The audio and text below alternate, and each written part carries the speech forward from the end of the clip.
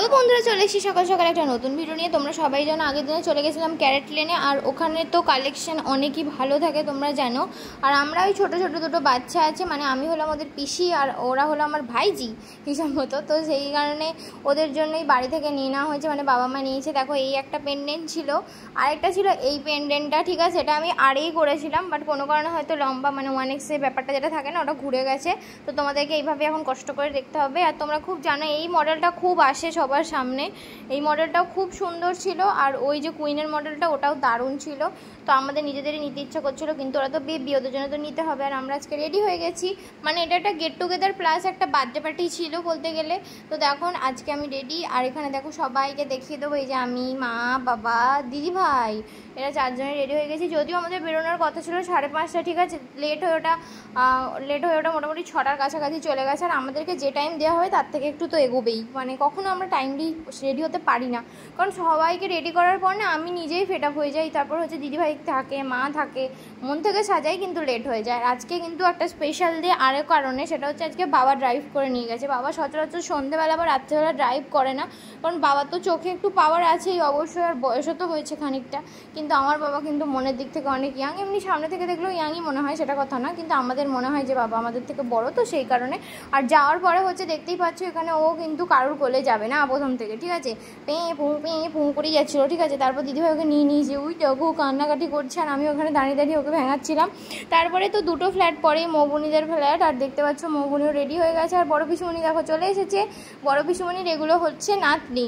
আর তোমরা দেখতে পাচ্ছ এটা হচ্ছে যে, এটা ছিল ন্যাচারাল সিটি, মানে বিবেকানন্দ কলেজের ফ্ল্যাট আছে তার কমিউনিটি হলটা। আর নিচ থেকে তো দেখতে পাচ্ছ ডেকোরেশন করেছে, ওরা হলো দু বোনের একসাথেই সেলিব্রেশন হচ্ছে কমিউনিটি হলে। দেখো লিফটটা এখনও তৈরি হয়নি, যাই হোক না, তৈরি করেনি, ইচ্ছা করে ক্ষুধা জানে।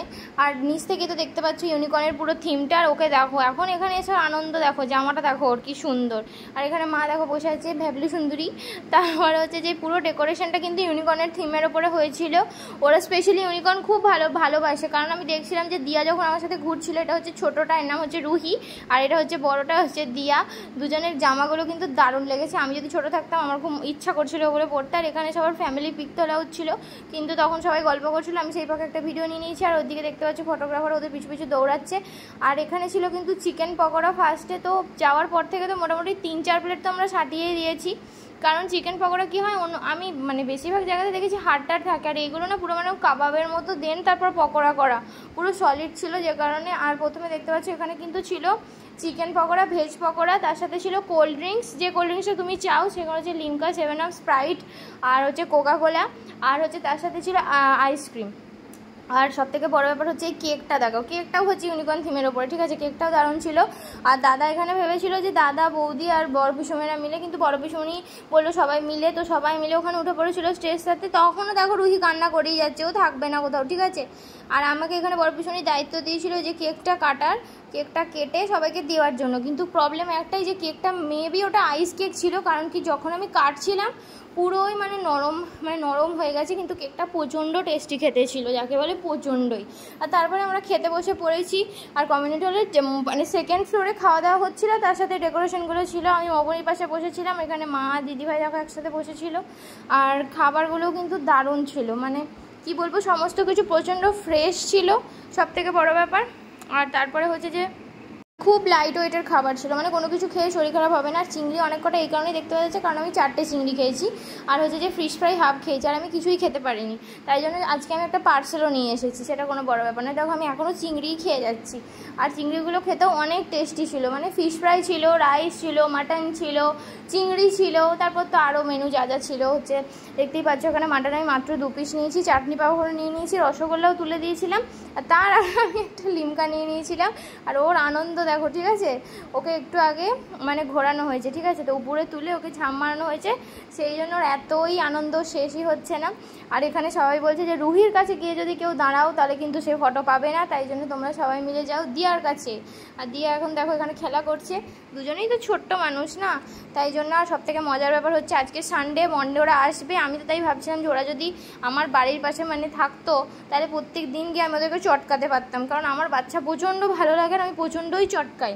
মানে আমার বাড়ির সামনে একটা বাড়ি আছে, যাদের বাড়িতে 2টো বাচ্চা ছিল, তারাও, তাদের বাড়ির লোকজনও জানে যে আমরা কতটা বাচ্চা পিয়াসী। আর এই যে ক্যাটারার যারা ছিল দাদারা, তারাও অনেক ভালো ছিল আর অনেক মানে শান্ত ছিল। সবথেকে বড় ব্যাপার, অনেক জায়গায় একবারের বেশি দুবার কিছু চাইলে অনেক বেশি রিয়াক্ট করে, কিন্তু এদের ব্যবহার খুবই ভালো, মানে মানুষ হিসেবেও আমার খুবই ভালো লাগছিলো এদেরকে।